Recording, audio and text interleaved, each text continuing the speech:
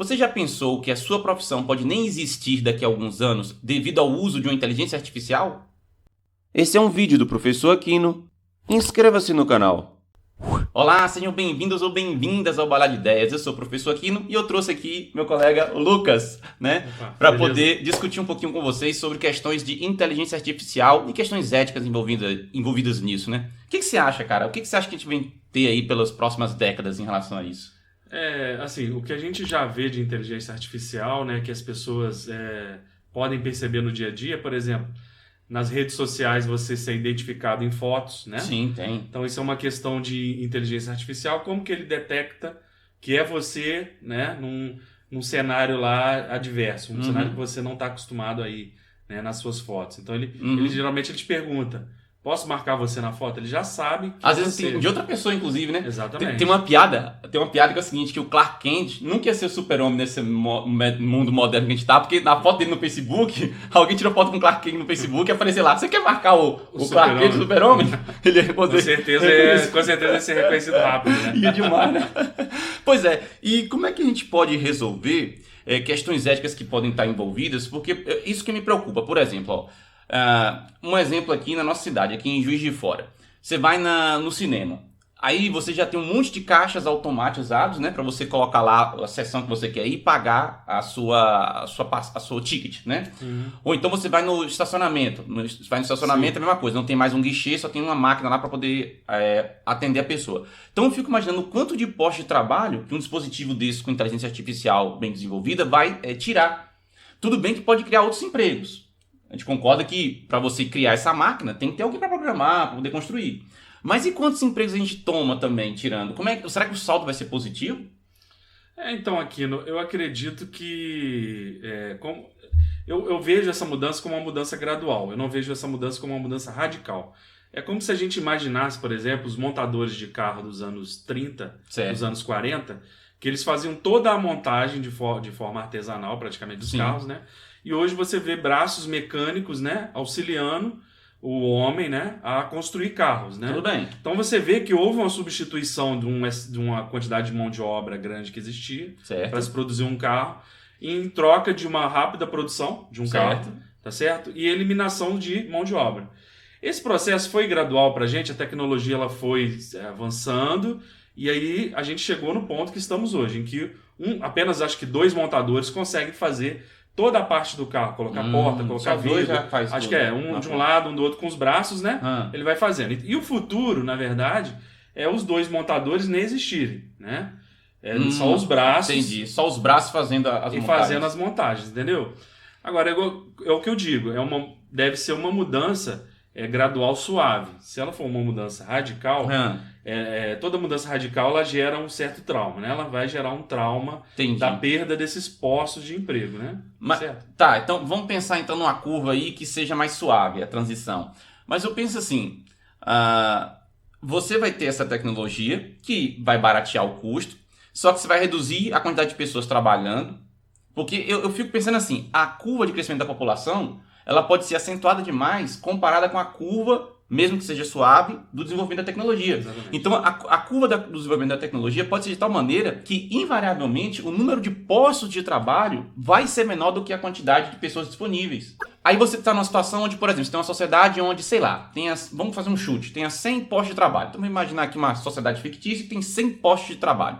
Mas existem 1000 pessoas nessa sociedade que poderiam estar trabalhando. O que você vai fazer? Essas 900 pessoas vão ter que, de alguma forma, arranjar uma forma de sustento. Como é que vai ser? Se só existirem 100 vagas de trabalho formal, vão ser 900 vagas de trabalho informal? Eu fico pensando sobre isso porque eu acho que a gente pode chegar numa situação como essa, sabe? Eu concordo com você no seguinte aspecto. Mesmo que essa mudança seja suave, ela vai ser traumática. Sim. Pelo seguinte fato. Uma pessoa que começou na profissão, por exemplo, de montadora, há 10 anos atrás, né, que pegou a parte já mais mecanizada do processo, se chega uma inteligência artificial para montar carros, essa pessoa ela praticamente ficou 20 anos numa profissão. Sim. Né? Ela tem uma vida ativa aí de mais 20 anos, provavelmente. Sim. E ela já perdeu sua profissão, né? Sim, vamos botar Se assim. as inteligências artificiais chegarem daqui a 2, 3 anos já montando carros, que eu acredito que em alguns lugares do mundo já esteja acontecendo, já aconteça, Então esses postos de trabalho eles já vão ser eliminados daqui a 2, 3 anos, tá certo? Então mesmo que a mudança seja gradual, suave, ela vai ser traumática. Certo. Então, por exemplo, uma experiência que eu tive foi com os fast foods, por exemplo, que no Brasil a gente, você entra numa fila, né, compra o seu lanche, espera ele ser feito, retira o seu lanche, né, o fast food no Brasil aí tem várias franquias disso. E 2 anos atrás eu fui para a Europa e não existia mais os atendentes. Eram todos totens. Todos os totens. Eram totens. Então era um sistema ali que substituiu o atendente. Ele faz tudo ali. Você escolhe seu lanche, põe molho, tira molho, põe bacon, tira bacon. Bota duplo, não sei o que, duplo, aquela coisa toda. Você monta o seu lanche e tem os lanches lá pré-definidos e tal. Então já não existia o atendente. E quando eu fui recolher o lanche, eu já não vi também a pessoa que colocou o lanche. Certo. Porque lá estava tão rápido que quando eu cheguei no caixa, meu lanche já estava lá em cima do caixa. Então já praticamente não vi ninguém. Possivelmente tinha alguém lá com certeza, tinha gente montando. Porque ainda não tem robô suficiente. Quer dizer, tem robôs muito bons, mas não sei se nesse nível de montar o sanduíche dessa forma que você falou aí. Mas a coisa estava tão já automatizada que a própria pessoa que entrega o lanche eu não vi. Claro que tinha alguém que colocou o lanche lá em cima. Mas eu não vi. Então, a gente no Brasil está caminhando talvez a ir para esse sentido, né? Então, esses postos de trabalho, consequentemente, vão ser eliminados, né? Isso. Aí a gente substitui por uma coisa que é mais qualificada, que seria daquela pessoa programando aquele totem e construindo aquele totem. Só que esse precisa de uma pessoa com uma formação muito maior do que aquela pessoa que só atendia anteriormente. Exatamente. E nem todo mundo tem uma formação educacional. E mesmo que a gente tenha uma formação educacional boa, não é todo mundo que vai ser programador. Porque tem essa ilusão, basta todo mundo aprender a programar. Mas não é assim, é uma habilidade. Não é todo mundo que sabe matemática e física, por exemplo. Exatamente. Então, será que é todo mundo que vai saber programar para poder construir um negócio desse? Exatamente. Eu acho que não, sabe? Então, eu fico curioso de saber como é que a gente vai conseguir resolver esse dilema, sabe? E outra, se a gente vai querer, enquanto sociedade, escolher fazer a troca. Por exemplo, eu fiz uma enquete no meu canal, lá na aba comunidade, que eu perguntei o seguinte: se a pessoa achava que um dispositivo com inteligência artificial daria para ensinar essa pessoa a resolver uma equação polinomial de segundo grau. 80% das pessoas responderam que sim. Ou seja, a própria pessoa, as pessoas, elas estão meio que aceitando que um dispositivo pode ensinar alguma coisa. Então, tudo bem que daí, para você substituir totalmente um professor, é um salto grande, né? Mas começa em pequenos pedaços. Então começa assim, tem uma região muito carente, que não tem acesso a professor. Manda para lá um dispositivo que exibe na tela lá um vídeo e vai tirando a dúvida conforme a pessoa vai perguntando. Uma inteligência artificial treinada para isso, né? Então, começa assim, você vai reduzindo a quantidade de pessoas. Então, a questão vai ser, nós vamos aceitar que essa profissão seja substituída e outras, entre outras. Eu vi outro dia uma inteligência artificial treinada, né, uma rede treinada, que conseguia identificar, era câncer, se não me engano, de pulmão. Ele dava para ele, por exemplo, a radiografia, né? Ele identificava quando que a radiografia tinha um câncer de pulmão, quando ele não tinha. E estava com uma precisão que era igual ou superior a de especialistas humanos na área. Então ou seja, para aquele ponto de câncer, aquele tipo de câncer, você poderia substituir, digamos assim, o analista humano. Botava lá no analista lá pelo computador. Por exemplo, o médico está lá, pega o raio-x, tira uma foto, bota no computador, o computador já diz tantos por cento a probabilidade. Então, quer dizer, tudo bem que você pode pensar assim, é um auxílio para o médico, ok. Mas e nas regiões carentes, que não tem tantos médicos? Será que já não vai ser usado como o próprio médico, digamos assim? Aí você bota uma pessoa menos especialista do que um médico para poder ser a que gerencia o software, digamos. Aí você tem essa situação que pode acontecer. O primeiro ponto que você abordou diz respeito à substituição nos cargos, né? Certo. O que acontece, eu tenho uma opinião sobre isso da seguinte forma. Por exemplo, você pode pensar num engenheiro, por exemplo, que ele trabalha numa cidade e ele consegue projetar, ele consegue fazer projetos de vários prédios. Sim. Então, um engenheiro, ele consegue projetar vários prédios, tá certo? Perfeito. Então, no lance da inteligência artificial, ele não vai substituir a mão de obra que estava ali fazendo aquilo por pessoas que vão programar inteligências artificiais. Porque um programador, sim, ele vai fazer várias inteligências para várias coisas. Então vai precisar de N programadores para N problemas. Um programador, assim como um engenheiro faz vários projetos, sim, um programador vai... Então essa mão de obra ela vai deixar de existir, creio eu. Entende? Mas nesse caso aí, você tem um programador fazendo uma rede neural, por exemplo, para resolver um problema. Só que essa rede neural precisa de dados de entrada. Então esse dado de entrada não vai ser, por exemplo, nesse caso, o engenheiro fornecendo?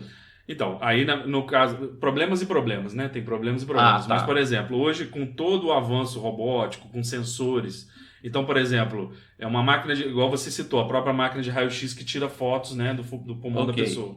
Então isso aí é o quê? Você só precisa das imagens, você precisa de um sensor ali para captar as imagens. Certo. Então você tira N raio-x ali, porque dá uma amostra maior para a inteligência artificial, certo, que vai decidir se existe câncer ou não com uma certa precisão. Tá certo? O primeiro ponto eu acredito que N postos de trabalho vão ser substituídos por uma inteligência programada por uma pessoa. Então entendi. essas pessoas eu acredito que algumas vão se qualificar para trabalhar, né, com programação de inteligência artificial, mas a maioria delas vai perder a profissão. Profissões, na minha opinião, que já estão aí na tábua da beirada para parar de existir. Os atendentes de fast food, as pessoas que recolhem o ticket no estacionamento. Essas aí porque também, inteligências artificiais vão ler as placas, ver a foto do carro, né, com sensores, igual eu falei. Eles vão identificar qual que é a placa, qual que é o número, que hora que entrou, que hora que saiu, quanto tem que pagar. Já acabou. É verdade. Então, isso aí... Aquela cancela, né? A pessoa chega, a cancela já abre, depende se pagou ou não pagou. Exatamente. Ele só precisa saber qual é a sua placa. É uma inteligência artificial que por identificação de imagens vai ler aquilo. Então, esse tipo de emprego vai acabar. Bancários, né? Pessoas que são atendentes em bancos. O caixa, né? Mesmo, o caixa, que é o bancário. Não é o banqueiro, não. É o bancário, tá? O bancário. Então, o cara que recebe boleto, o cara... Então, hoje ele já está condicionado a um sistema. Ele não consegue fazer nada para você que o sistema não permita. Verdade. Sim, Ou seja, então, para aquilo ser um robô no próximo passo, não custa nada. Entendi. O que você quer fazer? Abrir uma conta. Entendi, porque as já opções tem um sistema. São ramificadas. Abrir uma conta, sim ou não? Quero cancelar uma conta, sim ou não? Quero, entendeu? Entendi. Empréstimo, sim ou não? Então, robotizado. Então, essas profissões, eu creio que essas profissões estão no finalzinho da sua existência, tá certo? Profissões, aí vamos jogar para o outro lado, né? Profissões que eu acredito que vão dar uma enxugada, mas sempre vão continuar existindo. Medicina, igual a gente falou, inteligências artificiais que estão acertando igual ou mais que o médico, tá certo? Aquilo, eu acredito, igual você falou, existe o risco de vamos levar essa tecnologia para partes pobres e não vamos colocar médico lá. Sim, ou botar alguém menos especialista do que um médico, um técnico, que seria um técnico daquele programa, digamos não o médico em si. Isso. Eu acredito que isso possa acontecer, tá? Que é um desrespeito com o humano, né? Com o ser humano. Porque você precisa de um outro ser humano também para fazer a abordagem. Então, essa que é a questão. Como que a gente vai lidar com o seguinte. Nós vamos escolher tirar a convivência de humano para colocar o humano para máquina. Porque quando você coloca lá o totem, é o que você está fazendo. Você está tirando a convivência humano para máquina. É basicamente o que você está fazendo. Sim. Só que é aquela história. Aí só que tem coisa que a gente está aqui aceitando mais facilmente. Então, a gente está aceitando mais facilmente, por exemplo, o lanche ser um totem. Ou, por exemplo, lá o cinema, ou, por exemplo, o estacionamento. Agora, e o médico? E o professor? Eu acho que essas que são as questões. Aí a gente entra na seguinte questão, da invisibilidade social. Sim, daquela O atendente, ele é invisível socialmente. Tanto é que você tira ele, coloca uma máquina... Se você tirar a máquina, o cara acha até bom. Isso é interessantíssimo que você falou. Exatamente. Ele pode sumir ali da sua frente, botar uma máquina na sua frente e você tá ótimo, eu quero a máquina. Olha que coisa maluca, né? O problema do médico, por exemplo, é o seguinte: a máquina diagnosticou que você tem um câncer. Certo. Ela vai dar, se ela te der uma mensagem na tela, você tem câncer. É uma coisa fria e, né? Uma coisa ali que você toma aquele choque. Então, eu acredito na inteligência artificial nessas questões sensíveis, no sentido de elas ajudam a fazer uma triagem. Um diagnóstico, certo? Por exemplo. Não, o humano, ele vai perder para a máquina em questões de reconhecimento, em questões de classificação, em várias questões. Ele já não consegue. Se o problema envolver o reconhecimento e classificação... Jogos de raciocínio, contas, então a máquina, ela, realmente, o cérebro humano, ele não consegue. Então, mas assim, ele não vai substituir na interação humana que precisa dessa sensibilidade. Tá certo? Entendi. Então, por exemplo, esse lance do médico. Então, como que o médico vai abordar aí a família de um paciente para dizer que ele tem câncer, como que é o tratamento? Porque, além disso, além dele classificar que tem câncer ou não, tem os tratamentos, mais agressivo, menos agressivo. O próprio paciente opta, né? Por isso, você já viu. Às vezes sim, já viu. Então, e tem uma questão humana aí muito forte. Então, o médico, nessas questões, ele não vai ser substituído. O médico, ele vai ser substituído, assim, nesse lance, eu acredito, na triagem. Na triagem. É câncer? Não é câncer? É um linfoma? Não é linfoma? É uma coisa, ou é uma coisa que não é mais simples, menos simples, ele vai fazer uma triagem ali. Tem um lance da inteligência artificial muito legal, em câncer de mama. Sim. Eu já vi que ele reconhece o tumor na radiografia, quando o tumor ele é 1 micrômetro. Certo. Um micrômetro, pessoal, é 10 a menos 6 metros. É muito pequeno. É menor que um grão de areia, tá certo? Muito pequeno. Então ele diagnostica muito antes. Então se você diagnosticar um câncer de mama muito antes, a chance de cura é muito maior, tá certo? Entendi. Então, tipo assim, a gente tem que usar a máquina, né, a nosso favor. Né? Sim. O ser humano, algumas profissões elas vão ficar prejudicadas assim. Isso aí não tem como. Dúvida. Mas eu acho que não teve. Isso aconteceu na humanidade inteira, né? O tempo inteiro aconteceu isso, né? Quando veio o carro, o ferreiro perdeu o emprego, né? Porque tinha carruagem, né? E aí o carro... Quando inventaram o zíper, o pessoal que fazia botão, também se perdeu, né? Perderam-se fábricas aqui. Talvez o problema seja a velocidade, né? E talvez seja a capacidade, porque, por exemplo, às vezes é aquela questão, um IA pode substituir uma quantidade de postos de trabalho muito maior do que outras tecnologias no passado conseguiriam substituir, né? Talvez tenha essa questão, né? Pra gente poder fazer. E agora tem uma coisa que eu gosto também, que é quando fala sobre carro autônomo. Que carro autônomo é um prato cheio para discutir questões de moral na máquina. Tem um site que eu quero fazer com você aqui, depois eu vou botar o link para vocês aí na descrição, que é da Moral Machine, né? Moral para as máquinas, né? Uhum. Que esse site é lá do MIT, tá? Onde eles colocam dilemas morais. Imagine que você está num carro autônomo, programando esse carro autônomo, e tem dilemas morais para você resolver. Então, por exemplo, tem um dilema como esse, ó. Nesse dilema aqui, o que o carro autônomo tem que fazer? Você tem um carro autônomo aqui, ele pode ir, ó, vou mostrar a descrição, ó. Nesse lado aqui, você tem, nesse caso, o carro autônomo com falha repentina dos freios, vai continuar à frente e atravessar uma passagem de pedestres à frente. Isso vai resultar em 3 homens mortos, um executivo e uma mulher. Esse pessoal tudo aqui vai estar morto. Note que os pedestres afetados estão desobedecendo a lei ao atravessarem no sinal vermelho. Então aqui, ó, tá no sinal vermelho, os caras estão atravessando. Então, nesse dilema aqui, você tem essa opção de ir em frente com o seu carro. O carro, ele vai em frente. Ou, se ele for desviar, ele vai bater nesse obstáculo. E nesse obstáculo aqui, olha só, o que vai acontecer? Vão morrer essas pessoas todas que estão no carro, que são 4 pessoas. E nesse carro tem 4 passageiros que são moradores de rua e tem uma mulher. Então, ele ainda tem esse dilema social para poder resolver, né? Querendo dizer o que tem mais valor na vida. O cara que é desempregado, que é morador de rua, ou a pessoa que é executiva, o homem, a mulher. Sim. Nem fala nada se esse homem o que ele é, se ele é desempregado ou se não é. Mas enfim, uma situação como essa, o que faz? Olha para você decidir o que o carro vai fazer, né? Nesse caso aqui, eu tendo que programar, eu tentaria o máximo possível reduzir a velocidade, o tanto que desce, mas aí chegou um momento que não deu mais, porque o freio parou de funcionar, e eu ia para frente. Porque eu acho que essas pessoas aqui, ó, ao ver o carro chegar, muitas vão pular. Vão tentar sair da frente. Enquanto que aqui no concreto, meu filho, quando ele bater no concreto, lascou-se com essas pessoas todas aqui dentro. Então, eu sinceramente escolheria essa situação é muito interessante. Uma das coisas que eu pensei, de imediato eu pensei, né? A gente vai desenvolver o nosso raciocínio, é de minimizar o número de mortes, tá? Independente, porque ele colocou ali cargos de pessoas, né? Uma executiva, uma mulher, homens. Isso. Aí depois ele aumentou ali 4 pessoas desabrigadas e uma mulher, porque o ser humano ele tem essa tendência, né? Vamos escolher pessoas da minha família eu salvo, pessoas da minha cor eu salvo, pessoas da minha classe social eu salvo, né? Entendi. O ser humano ele também é bem viciado em questões sociais, né? No caso aí, né? Depois pensando melhor, eu pensei assim, bom, ele poderia usar o freio motor, né? Reduzindo as marchas. Sim. É uma das coisas, minimizaria aí, talvez. Tá? Usando o freio motor e... Aí, no caso, tentaria minimizar o número de mortes, né? Talvez, né? Eu acho que o que minimizaria talvez fosse ir pra frente. Porque você já está reduzido, esse povo vai ver, vai pular. Vamos escolher aqui. Olha a situação. Vamos ver a descrição aqui, ó. Nesse caso, o carro autônomo tem uma falha, né, dos freios, né? E aí, se você fizer esse movimento, você vai matar 3 cachorros. Se você fizer esse movimento aqui, vamos ver. Você vai matar o quê? Você vai matar um bebê, um médico e um homem idoso. Não tenho dúvida, eu vou no cachorro. No caso, sinceramente, questões humanas, né? Você tem 3 seres humanos ali, um bebê, um médico, um homem idoso, né? É claro que a gente não quer que morra o cachorro, óbvio, mas numa situação como essa aqui... É questão de prioridades da vida humana, nesse caso aqui, eu sinceramente, eu vou, então...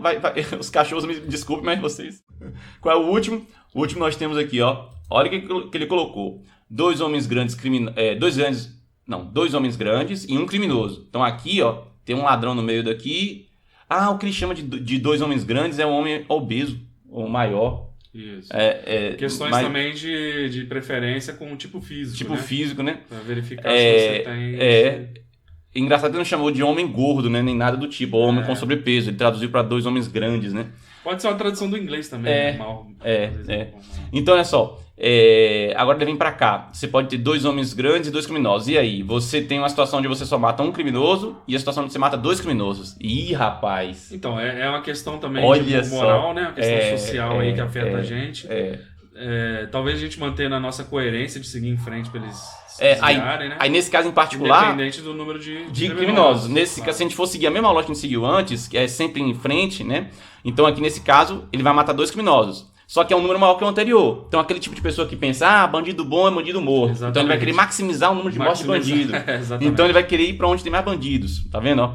Nesse caso aqui, mantendo o que a gente tinha feito em todos os casos, vai direto. Mas o interessante aqui é como que fica complexo. Essa que é a jogada desse estudo aqui, né? O quanto que fica complexo você analisar essa questão de se a pessoa ela vai atropelar um grupo ou outro grupo, né? Exatamente. E tudo bem que no caso real, segundos para decidir isso, né? E às vezes eu acho que o cara vai no instinto. O motorista vai reagir no instinto, não? Quando ele está acostumado, possivelmente ele vai reagir mais para tirar o lado dele, né? Tanto tem aquela história de você ficar do lado do motorista. Chama de a direção defensiva, né, no caso, né? Ele deve aplicar técnicas de direção defensiva para evitar os acidentes. Claro que ele dificilmente ele vai evitar 100% dos acidentes. Sim. O que o AI não pode fazer, que é a inteligência artificial, ela não pode decidir baseado em questões de idade, condição social, ela não pode fazer isso. E agora? Você vai programar. A culpa, se ela fizer isso um dia... É de quem programou. De quem programou. A culpa não é da inteligência artificial. Mas aí que tá. Esse estudo serve para isso. Eles querem tirar uma base de dados gigante para saber o seguinte. A maioria das pessoas valoriza o quê? O mais novo ou o mais jovem? E depois botar isso na IA. Então, se der o resultado aqui que a maioria das pessoas valoriza o mais jovem, ele vai colocar na IA que ele tem que valorizar o mais jovem. Então, entre escolher acabar com a vida de um mais jovem e acabar de uma vida mais idoso, ele vai escolher acabar da vida do mais idoso. Não, concordo. Nessa IA aqui, na programação. Não, claro, concordo. Mas mesmo assim, mesmo que as pessoas escolham, tenham tendências sociais e fisiológicas a escolher um indivíduo ou outro, a IA ela não pode infringir as leis e escolher indivíduos baseados nesses critérios, entendeu? Mesmo que as pessoas demonstrem que tem uma preferência, entendi. A IA não pode fazer isso. Se a IA fizer isso, ela vai estar infringindo uma série de leis, né? Entendi. É isso que é interessante, o que a sociedade quer e o que você vai implementar. Porque às vezes você pode, por exemplo, tem uma lógica que o pessoal fala que é assim, vamos botar uma votação para ver se todo mundo no Brasil quer aumentar o salário mínimo para R$10 mil. A maioria vai votar que sim. Mas só que do ponto de vista econômico, se você passa uma lei para dizer que agora todo mundo tem que ganhar R$10 mil de mínimo, você quebra o país. Isso é inviável, né? Entendeu? Então, mas só que se você colocar como votação, as pessoas vão escolher. Isso é um exemplo para poder ver que nem sempre a maioria tem razão. Entendeu? Isso. Então, mesmo que a maioria fale, não, tem que matar mais bandido mesmo aqui, no caso, né? Ou então, não, tem que matar mais a idoso em relação a jovem. Mesmo que tenha umas pessoas falando assim, você tem que programar de alguma maneira que seja mais neutro em relação a isso, né? Mas é complicado esse teste. E dando a minha opinião aí sobre esse aspecto, eu acredito que as IAs, elas vão identificar as pessoas, né? Mais velhas, mais jovens. Elas vão identificar em várias questões, né? Porque hoje você tem aí os drones que são soldados também, né? E eles podem identificar terroristas e abatê-los. Mas no caso das crianças soldado, entendeu? São crianças, mas estão portando armas ali de grosso calibre. Elas podem ser abatidas por uma inteligência artificial? Isso é uma questão ética, mas são crianças. Então ela vai ter que identificar que são crianças. Inclusive o exército inimigo pode começar a usar a criança para tentar fazer com que a máquina... Exatamente o que eles vão fazer. Eles vão usar crianças ou como soldados ou como escudos, tá certo? Então a ação, nesses casos, ela tem que ser cirúrgica.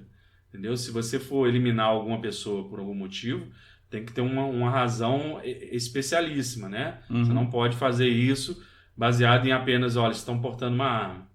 Se eu identifiquei que ele está portando, eu vou eliminá-lo. Não pode ser assim. Tem uma série de questões. Se o robô fizer isso, ele vai fazer o que você falou. Ele vai matar a criança que tiver com a arma máxima. Se eu eliminar, por exemplo, com a arma de grosso calibre, nem sei como que é essas armas nos drones, mas se é no caso aí de fuzis e tal, que você dá um tiro numa pessoa, você atinge as pessoas em volta. Também. Então, se eu matar aquele criminoso, eu posso ferir pessoas?